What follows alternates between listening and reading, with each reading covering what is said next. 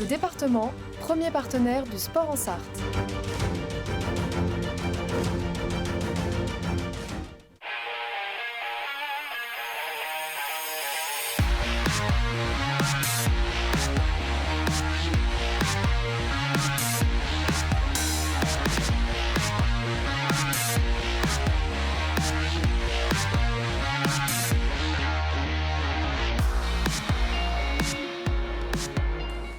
Bonsoir à toutes et à tous, bienvenue dans 72 Sports pour cette première émission de l'année. Permettez-moi de vous souhaiter donc une très belle année 2026. Mes meilleurs vœux, je vous souhaite à toutes et à tous le maximum de bonheur, le plein de santé évidemment. Beaucoup de sport, l'un ne va pas sans l'autre, bien sûr. Première émission de l'année, on va parler dans quelques instants d'athlétisme, un petit mot de foot.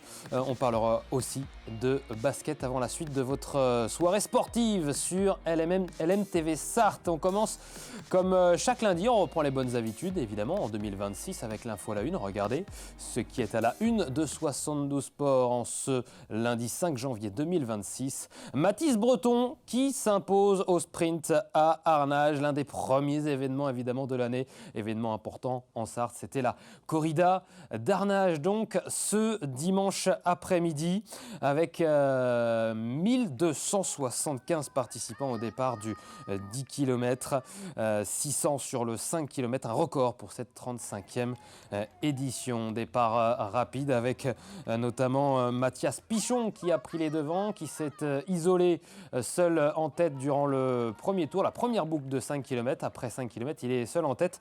Il devance Kevin André, que vous voyez ici en vert, et le petit groupe ici de 6 ou 7 coureurs juste derrière. À moins de 2 km de l'arrivée, un groupe de 3 se détache et Mathis Breton va s'imposer devant Kevin André et Valentin Marsal. Mathis Breton de retour de son université américaine pour les fêtes. On va l'écouter d'ailleurs. Ça s'est passé très très bien. Le but aujourd'hui c'était juste de revenir voir tout le monde, voir les copains et profiter de la fête. Il y a Mathias qui est parti super vite. Enfin super vite, il est parti sur ses allures mais pour moi c'était rapide. Et j'ai couru avec Valentin Marsal, un copain qui est resté avec moi et on parlait, il m'a vachement motivé. Il m'a même donné des frissons, il était à me dire allez mec on va le faire et tout, on va chercher le podium à deux. Moi ça m'a donné des ailes. Après dans la dernière avenue à 3 km de l'arrivée, je me sentais vraiment bien. Donc je me suis dit bon allez j'en mets une. J'ai accéléré franchement sur une trentaine de secondes, j'ai vu que tout le monde suivait derrière moi. Donc je me suis recalé derrière et j'avais assez confiance en ma dernière ligne droite parce que j'ai fait beaucoup de vitesse aux États-Unis. Du coup je me suis dit bon bah j'attends et je déclenche dernière ligne droite. Et puis bah voilà, dans la dernière ligne droite ça s'est bien passé. Je suis passé devant, donc c'était vraiment sympa, il faisait beau, il y avait de l'ambiance. Donc vraiment cool. Voilà, victoire de Mathis Breton en 31 minutes et 44 secondes. Chez les dames, c'est Audrey Provost qui s'est imposée sur le 10 km en 36 minutes et 27 secondes. Avec donc, je vous le disais en introduction, plus de 1800 participants. Record d'affluence pour cette nouvelle édition de la corrida d'Arnage. Et au moins autant en tant que spectateur. Vous voulez la preuve? Eh bien la voici en images. Je vous emmène avec moi dans les rues d'Arnage sur le 10 km et regardez le monde sur le bord des routes. L'avenue nationale d'Arnage avait des airs de col mythique du Tour de France. Regardez et écoutez cette ambiance assez exceptionnelle.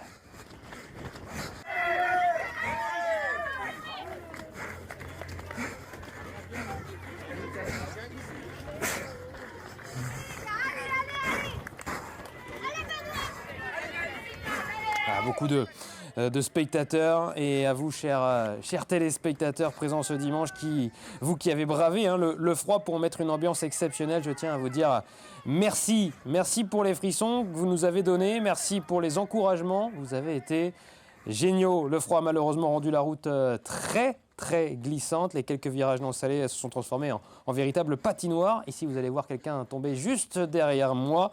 J'ai pas échappé moi aussi à la chute, une 6e place donc à l'arrivée.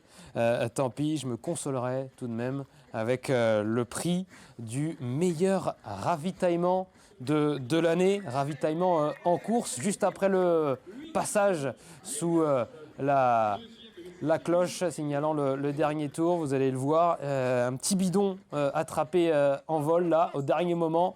Tac, boum. Bien vu et bravo à mon assistant que je remercie puisqu'il n'est autre que mon papa. Voilà, bravo à toutes et à tous, bravo à tous les participants et les participantes et encore merci à tous les spectateurs qui se sont rendus à Arnage et qui m'ont encore une fois encouragé tous les autres participants, mais on a entendu encore une fois beaucoup de allez LMTV et je vous en remercie.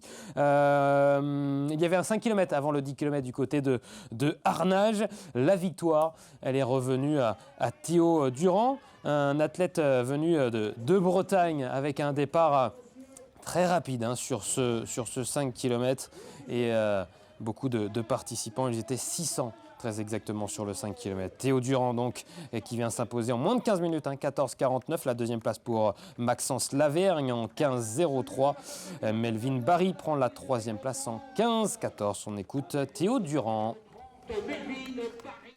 J'étais avec deux copains du club, donc on s'était dit qu'on voulait partir sur des bases de 14,30. Au final, au deuxième, on s'endort un peu. Et du coup, on essaie de relancer sur le troisième. Et puis, on arrive quand même à maintenir l'allure, on ne pète pas. Et du coup, ça donne 14,47 à la fin. C'est ton record personnel?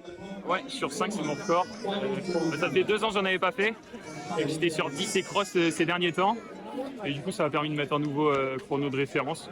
Je m'attendais à courir un peu plus vite avec mes temps au 10, mais ça reste très bien en vrai.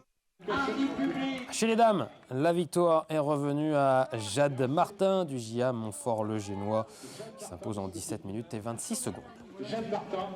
Ça s'est bien passé, il y avait du monde donc c'était bien, une belle densité. Le petit bémol je dirais c'est le verglas en fait sur tout ce qui est virage en fait dans les lotissements parce que ça glissait pas mal.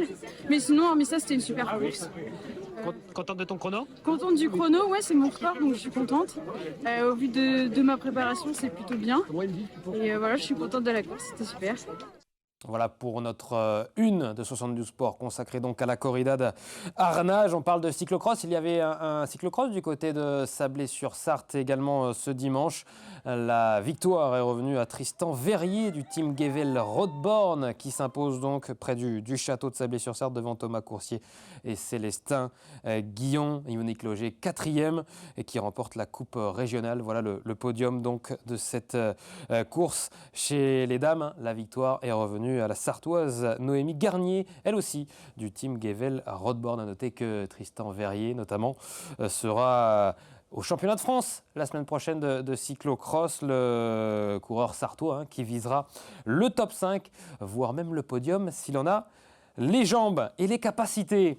On parle de foot à présent. Il y avait une grande journée de championnat de Ligue 2 samedi soir. Le Mans FC reprenait le championnat.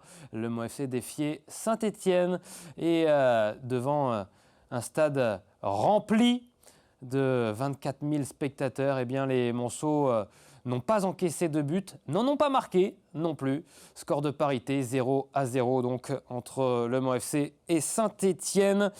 La 18e journée qu'on débriefe dans quelques instants dans LMFC Zone. On parle de basket à présent, retour au championnat pour les joueurs de l'Ajalt. C'était samedi soir, là aussi du côté de la salle Patrice Fresnel. L'Ajalt qui débutait une série de 3 matchs à la maison face à Grande-Sainte. Longtemps maladroit à longue distance et mené au score, les Monceaux ont peu à peu haussé le ton, porté par leur leader et notamment Navid Niktash et ses 17 points. Les Jaltais qui ont fait la différence. Vous l'avez vu, ça a été compliqué au début sur les tirs longue distance et puis ça a peu à peu redressé le tir côté Monceau avec le panier qui a été trouvé ici par Navid Niktash, dont je vous en parlais, meilleur marqueur pour la Jalt avec 17 points. Et les Jaltais qui ont réussi à s'imposer 83-73. Sur le deuxième carton, on a été très solide défensivement. Je pense que c'est un carton qui va être exemplaire pour nous parce qu'en termes de défense, on a été très connectés ensemble. Et là, on va essayer de construire sur ça et être encore plus fiable offensivement parce qu'à un moment, on les laisse marquer beaucoup de points alors qu'on ne devait pas sur des erreurs banales qu'on peut corriger dans l'entraînement. Voilà, Ajal qui a d'ailleurs récupéré une victoire sur tapis vert durant les fêtes. Ils sont à la 4e place du championnat. On continue de parler basket. Il y avait une grande rencontre également ce dimanche du côté de La Chapelle-Saint-Aubin. 32e de finale historique à La Chapelle en Coupe de France. Les U18 de l'ASCA recevaient ce dimanche les U18 France de Rouen et les Sartois ont réalisé un match exceptionnel, jouant les yeux dans les yeux face à leur adversaire. Match là aussi exceptionnel pour ce numéro 8, Victor Dupont, auteur d'une grande prestation. 28 points au total pour le joueur de l'ASCA Basket. La Chapelle qui fait le break et mène de 22 points avant le dernier quart-temps. Mais Rouen va revenir dans ce dernier acte et va faire douter les Sartois qui vont avoir le ballon un petit peu plus lourd dans cette fin de match. Et regardez, ce tir à 3 points plus la faute dans les toutes dernières secondes qui va faire douter là encore les Sartois, mais ça va passer sur le fil. Et victoire 94-89, qualification historique pour les 16e de finale. Bravo à La Chapelle-Saint-Aubin. On écoute la réaction de l'entraîneur et celle du président. Pour nous, c'est que du plus. On n'a jamais été à ce point-là en Coupe de France dans l'histoire du club. Donc maintenant, on va taper que des équipes plus fortes que nous normalement. Donc là, il est extrêmement fier des gars et pour nous, c'est que du plus. On maîtrise le match quand on joue ensemble et qu'on a de l'adresse. Après, forcément, à la fin, physiquement, c'est plus dur, donc on arrive un peu moins à le faire. Mais globalement, quand on joue notre jeu, ouais, on maîtrise le match. C'est historique, ouais, on est très fiers. Je pense que c'est surtout les garçons qu'il faut féliciter, et puis l'entraîneur, qu'on fait du gros boulot. Et voilà, et puis on est content de franchir un nouveau tour. Et puis on verra ce que ça donnera au prochain tour. C'était la fête donc à La Chapelle-Saint-Aubin ce dimanche après-midi. Ça l'était également durant les vacances pour Saint-Pavin qui ont organisé les Pavinois une grande soirée, la traditionnelle fête de fin d'année avec un repas, une soirée dansante et une animation aux couleurs bien sûr du club, le jaune et vert. De rigueur, bien évidemment. Et durant les fêtes du côté de Saint-Pavin, on a également appris que le club avait décidé de se séparer de son entraîneur en National 3 féminine avec Guillaume Coubeau, donc pour qui l'aventure avec l'Avenir Saint-Pavin s'arrête. 10e et avant-dernier de sa poule, le bureau a souhaité créer un électrochoc auprès des joueuses, d'après les propos recueillis par nos confrères de Ouest France. On souhaite à Guillaume Coubeau de retrouver un joli projet dans les prochaines semaines. Et puis pour terminer ce premier numéro 2026 de 72 Sport, un mot de sport hippique. Coup dur malheureusement pour le trot français et le trot sartois. À l'approche du Prix d'Amérique, lors d'un entraînement à Grosbois, Jean-Michel Bazir a été victime d'une lourde chute. Après le malaise soudain d'un cheval sur la piste, l'accident a coûté la vie à l'un des trotteurs, tandis qu'un autre a été légèrement touché. Hospitalisé, le driver sartois souffre d'une fracture de la main gauche, une blessure qui pourrait remettre en question sa participation fin janvier à la plus grande course de trot de la planète. Voilà pour ce premier numéro de l'année de 72 Sport. On se retrouve dans quelques instants pour la suite de votre soirée sportive sur LMTV5. A tout de suite.